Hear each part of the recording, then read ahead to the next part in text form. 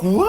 Pendant qu'on est là à parler de la CAN, il y a le feu au Paris Saint-Germain. On a tout simplement un nouveau dictateur, Monsieur Ousmane Dembélé. Je tiens déjà à vous informer que Diego Simeone a pris la parole concernant ce qui s'est passé entre lui et Vinicius hier. On l'a demandé en conférence de presse qu'est-ce qu'il a dit à Vinicius durant le match. Et il a tout simplement répondu: ce que j'ai dit à Vinicius, je n'ai rien à dire. Je ne me souviens pas de ce que j'ai dit, j'ai une mémoire capricieuse, bien sûr. Il dit: depuis le début de ma carrière, j'ai toujours dit une chose: ce qui se passe sur le terrain reste sur le terrain, rien de plus. Voilà, il n'a pas voulu répéter ce qu'il a dit à Vinicius. Et contrairement à lui, Xabi Alonso, lui, n'a pas mâché ses mots. Il dit: j'ai entendu ce que Diego Simeone a dit à Vinicius et je n'ai pas aimé ça. On ne peut pas parler comme ça, certaines choses dépassent les bornes. Apparemment, à la sortie de Vinicius hier, si vous avez remarqué, il a failli s'embrouiller avec Diego Simeone. Il s'est rapproché de lui et il lui a dit: concentre-toi sur ton travail, ne parle pas à mes joueurs. Xabi Alonso a failli se battre pour Vinicius. Et Vinicius, bien évidemment, comme vous le connaissez, ce qui s'est passé sur le terrain là, ça n'allait pas rester à là. À la fin du match, il s'est empressé d'aller sous les commentaires d'une vidéo qui montrait son altercation avec Simeone. Et il a tout simplement écrit: Simeone a perdu un autre match à élimination directe. C'est vraiment des gamins ces deux-là. Maintenant, on termine avec la relève de Mobutu, Monsieur Ousmane Dembélé. Si vous vous rappelez bien, lorsqu'il a participé à l'émission The Bridge d'Aurélien Tchouameni sur YouTube, il avait dit qu'il avait une certaine passion envers les dictateurs. Et bah, vous allez comprendre pourquoi. Ousmane Dembélé va refuser l'offre de prolongation du Paris Saint-Germain. Oui, vous avez bien entendu. Le Paris Saint-Germain a proposé 30 millions d'euros par an. Le clan Dembélé, eux, demande le double, c'est-à-dire 60 millions d'euros par an. Et là, ils ont refusé l'offre du Paris Saint-Germain. Après, il y en a qui disent qu'il le mérite, étant donné qu'il a fait ses preuves la saison dernière. Contrairement à un Kylian Mbappé qui a dépouillé le club et ensuite il est parti au Real Madrid.